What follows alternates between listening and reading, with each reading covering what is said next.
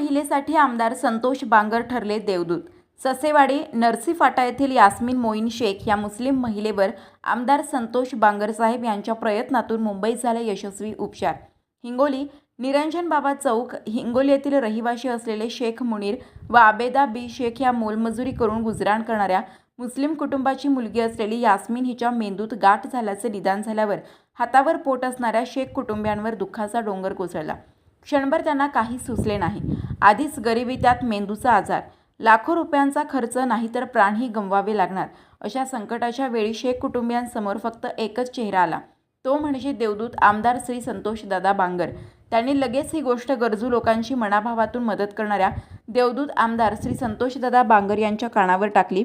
गरजू रुग्णांची मदत करताना जातपात न पाहणारे देवदूत आमदार संतोषदादा बांगर यांनी लागलीच मुंबई येथे संपर्क करून मेंदूत गाठ झालेल्या यास्मीनच्या उपचाराची सोय केली। तिच्यावर यशस्वी उपचार होऊन ती घरी सुखरूप आली। आज देवदूत आमदार श्री संतोष बांगर साहेब यांनी यास्मीनच्या घरी जात तिची भेट घेतली, तिच्या तब्येतीची आस्थेवाईकपणे विचारपूस केली। यावेळी यास्मीनच्या कुटुंबियांना अश्रू अनावर झाले। आमदार बांगर यांच्यामुळेच आमची मुलगी या वर्षीची ईद पाहू शकली।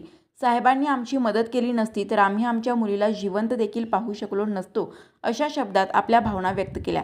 जातीपातीच्या भिंती पलीकडे जाऊन मानवतेची ज्योत तेवत ठेवणारा हिंगोली जिल्ह्यातील शिवसेनेचा ठाण्यावाग म्हणजेच देवदूत आमदार संतोषदादा बांगर। बेधडक 24 तास न्यूज नेटवर्क हिंगोली जिल्हा विशेष प्रतिनिधी रवी लेकुळे।